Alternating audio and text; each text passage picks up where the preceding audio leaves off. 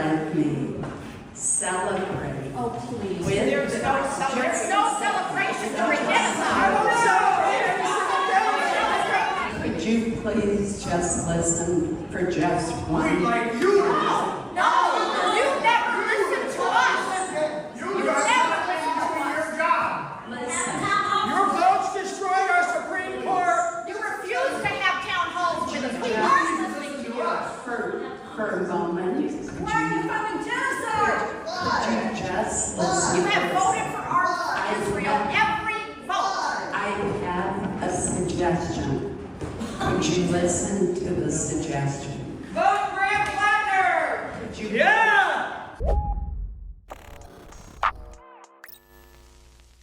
That was the warm welcome that Susan Collins received from her own constituents when she showed up to a ribbon-cutting ceremony to finalize the construction of Route 1 in Searport. And as WABI5 reports, that would-be celebration turned into a straight-up demonstration because of her presence, because her constituents were pissed off about her complicity with Trump's fascism, and they were also mad about the fact that she's been supporting Israel's genocide of Palestinians. Now, the people who were there also openly supported Graham Platner. This is her potential opponent in November of 2026, and he is a 40-year-old oysterman who announced his run for the Senate very recently, and as soon as he launched, his campaign popped off because it became very clear that this individual is the Mamdani of Maine. There was so much excitement online, but it turns out it wasn't just an online thing, because internal polling from Platner's campaign shows that he is utterly trouncing Susan Collins in a 16-point landslide compared to Janet Mill, the incumbent who's thinking about challenging Susan Collins, who only polls just a point ahead of her.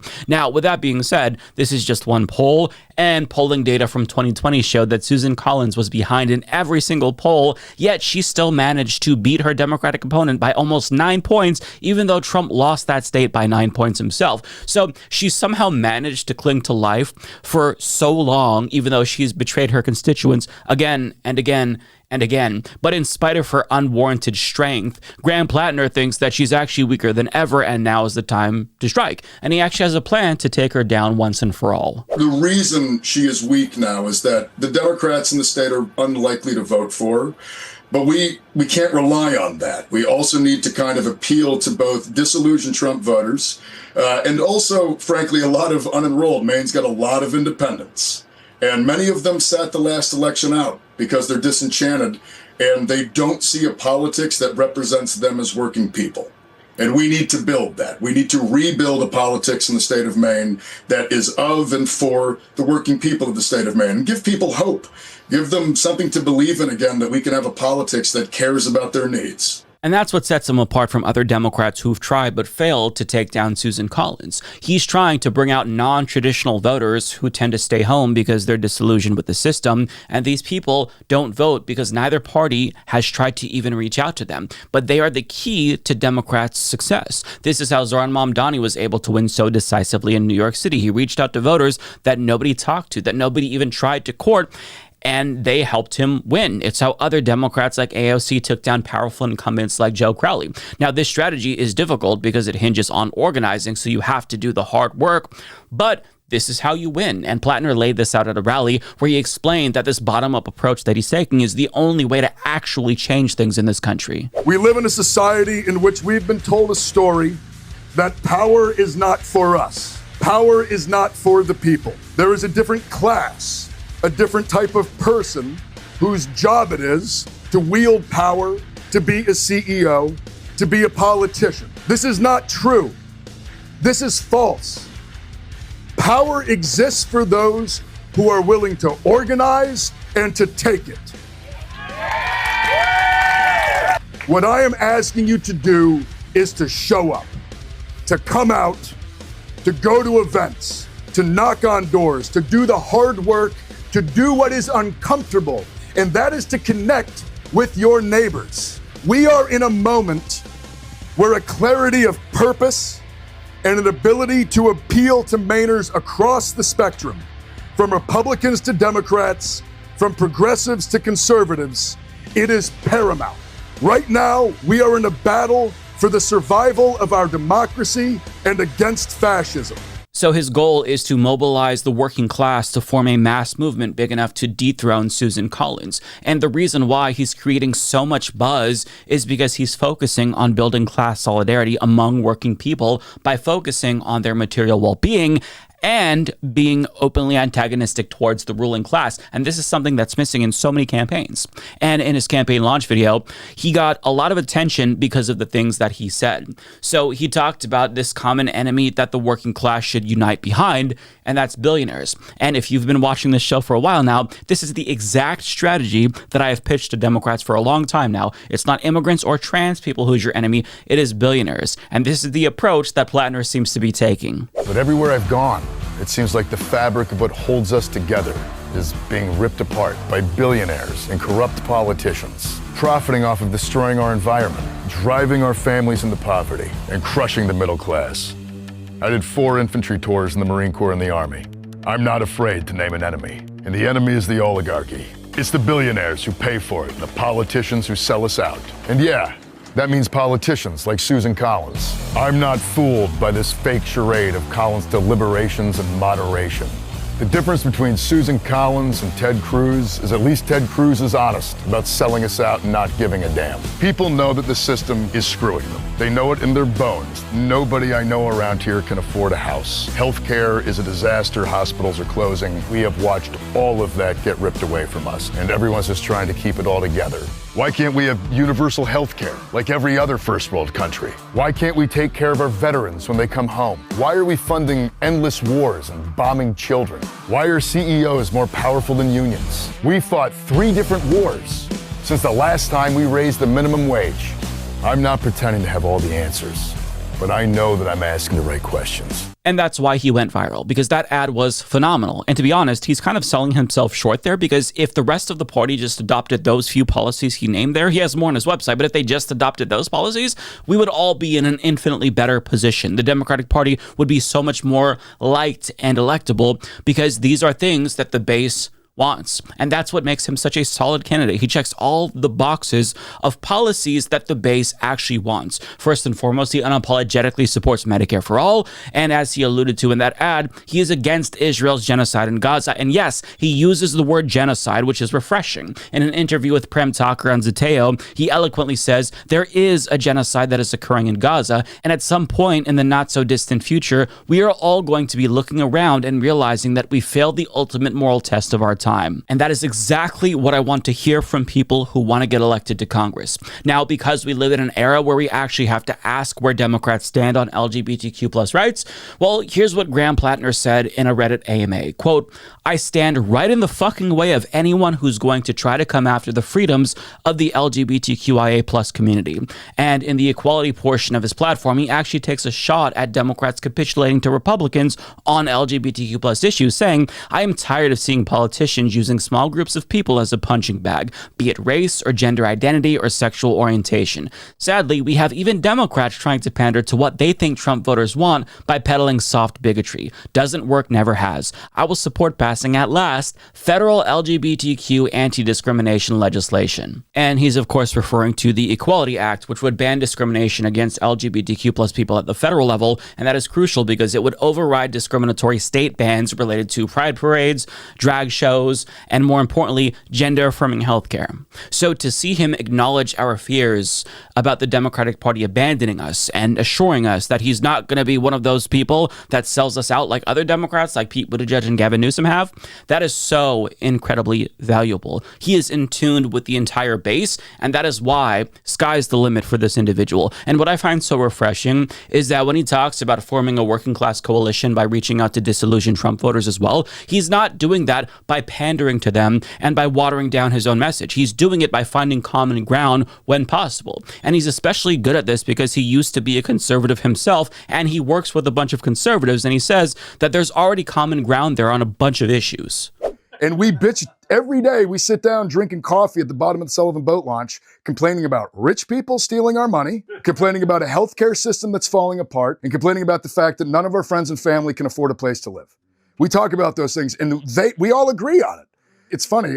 Over the past week, people, I'm like, how are you going to talk to Trump supporters? I'm like, what, are you kidding me? I do it every day. Now, to be clear, I don't think that he's under the illusion that he's going to be able to convert every Trump supporter, nor do I believe that's his goal, because there are so many triple Trumpers in particular who are just too far gone. Their brain is mush at this point, and you can't get through to them regardless of how good your class-based economic message is.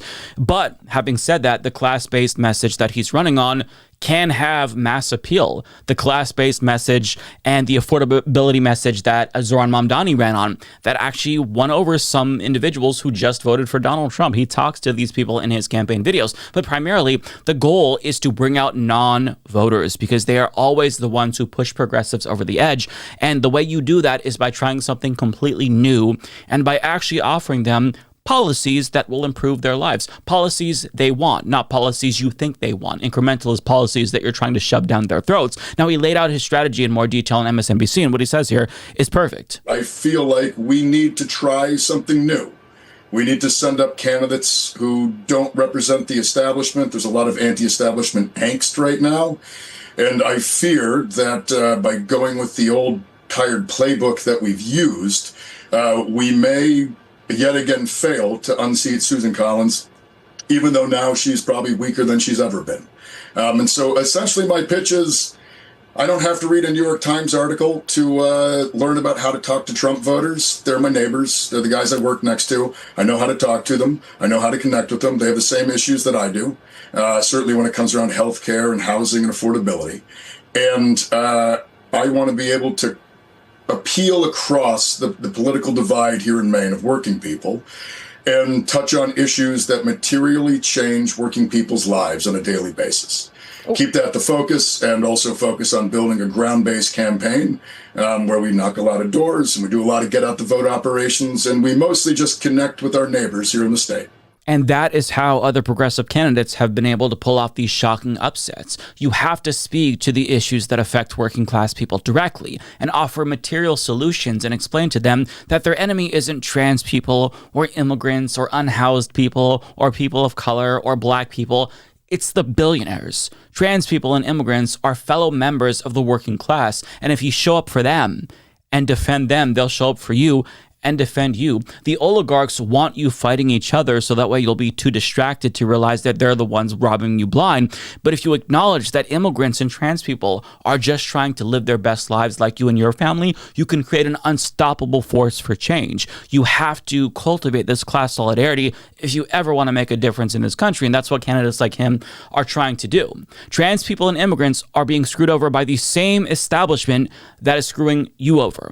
And once you accept that these people are your neighbors who deserve to live with dignity and respect just as you do, that's your ticket to liberation as well.